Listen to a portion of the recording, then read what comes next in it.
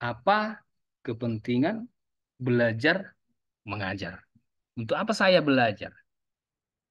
Untuk apa saya mengajar? Kalau saya seorang pelajar, saya akan bertanya, untuk apa saya belajar? Kalau saya seorang pengajar, saya akan bertanya, untuk apa saya mengajar?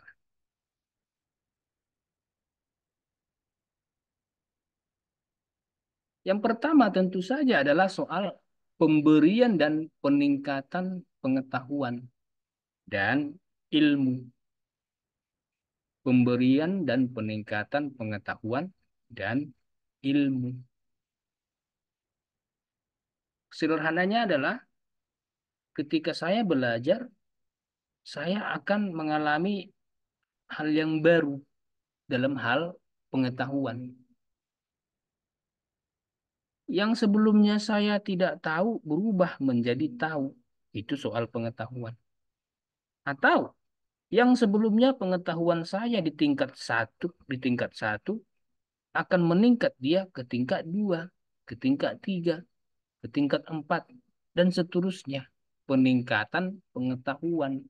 Karena saya mendapat pengetahuan yang baru. Di samping itu tentu saja ada juga pemberian dan peningkatan ilmu. Kawan-kawan, antara pengetahuan dan ilmu itu dapat dibedakan. Ini dia. Antara pengetahuan dan ilmu dapat dibedakan. Coba renungkan sebentar. Apalah bedanya pengetahuan dan ilmu? Ketika saya belajar, seharusnya saya dapat dua ini. Saya dapat pengetahuannya, saya dapat ilmunya. Di mana bedanya, Pak?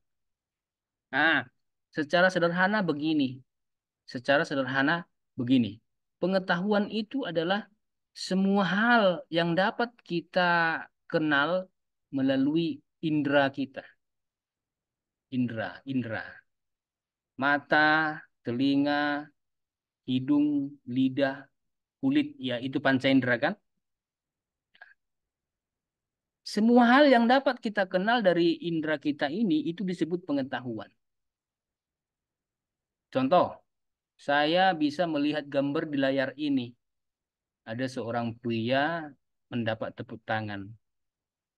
Saya lihat dari mata saya kan. Nah, saya berarti dapat pengetahuan. Gambar itu memberi saya pengetahuan bahwa ada seorang yang mendapat apresiasi. Nah, dia pakai jas, pakai pakai sepatu pentofel dari Indra. Saya bisa tahu ada saudara di situ duduk mendengarkan saya. Kenapa? Karena indera saya, mata saya melihat ada layar yang terbuka. Saya bisa tahu bahwa di dekat saya ini ada misalnya orang makan durian. Dari mana? Karena hidung saya menciumnya. Oh, makan durian dia. Saya tahu dia makan durian. Sekalipun dia berbohong. Dari mana kau, Bang? Oh, dari sana, Pak. "Hmm, apa yang kau makan?" Enggak ada, katanya. Tapi karena indera saya mencium, saya tahu, ah bang, kau bohong kau bang. Baru makan durian ya bang? Iya pak, kok tahu? Iya iya dong. Saya punya indera yang bisa mengenali sekitar saya. Itu pengetahuan. Nah, ilmu, ilmu itu di atas pengetahuan. Maka ketika kita belajar, kita bukan hanya dapat pengetahuan, tapi juga ilmu. Ingat ya, ilmu itu di atas pengetahuan. Yang layak disebut ilmu adalah apabila dia sudah melewati sebuah penelitian.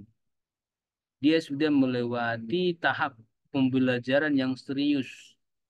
Sehingga dia dapat dikatakan suatu ilmu. Bukan hanya sebatas dilihat, bukan hanya sebatas didengar, bukan hanya sebatas dirasa. Kalau hanya sebatas dilihat, didengar, dirasa, dicium, itu baru pengetahuan. Tapi kalau sudah ilmu, dia itu lengkap. Itu dipelajari lah di kuliah. Betul kan? Kita kan di kelas nggak cuma melihat dengan mata, tapi kita mencerna, menganalisa, kenapa begitu ya? Apa jawabannya ya? Bagaimana jika begini? Bagaimana jika dibalik situasinya? Bagaimana kalau di tempat sana? Sama nggak di Jakarta sama di Medan? Bagaimana dengan kalau di tanah merah dengan di tanah subur? Nah, ini dianalisa semua, melewati proses penelitian yang panjang, makanya disebut ilmu.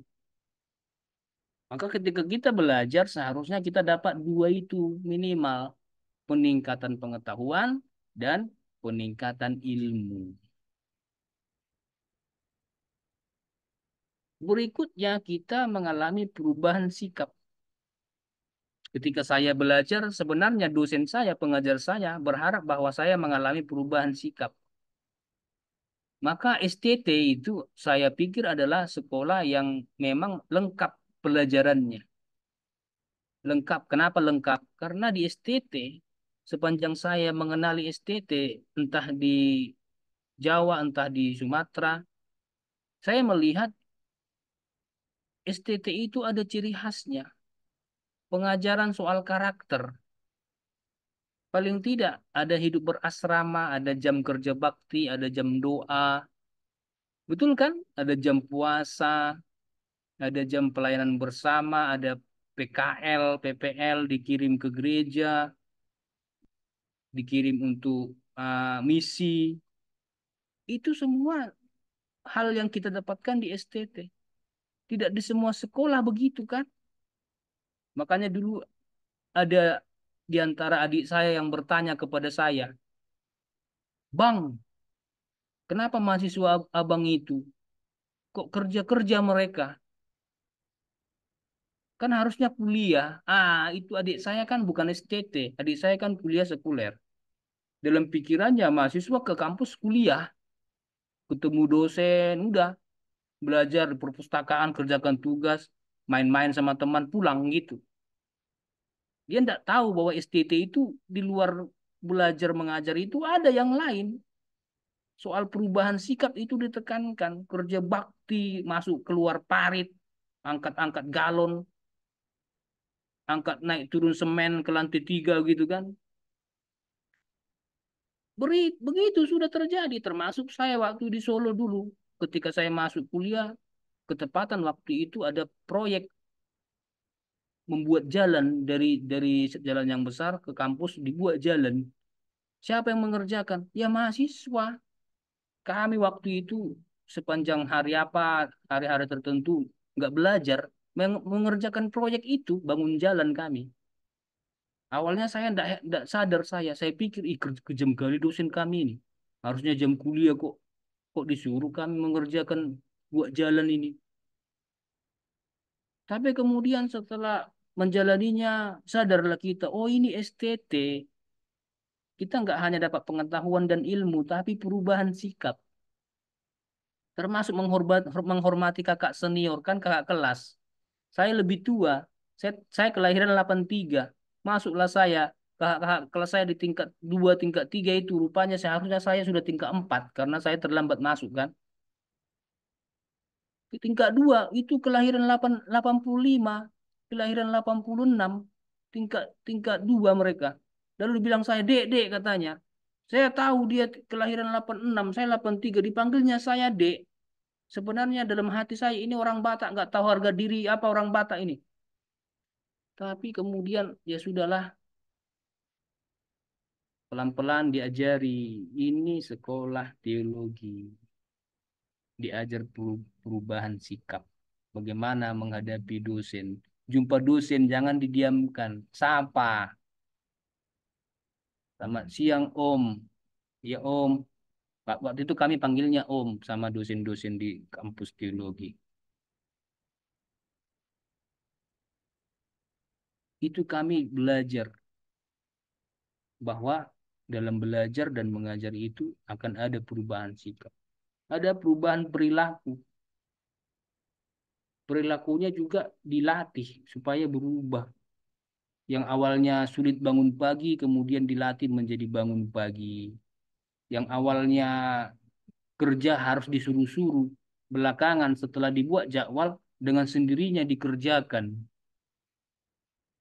Berubah perilakunya. Dengan sendirinya bangun pagi berdoa. Dengan sendirinya setelah selesai doa pagi, pergi ke tempat kerja masing-masing. Dengan sendirinya setelah bekerja di pagi hari, tunggu antrian sarapan pagi.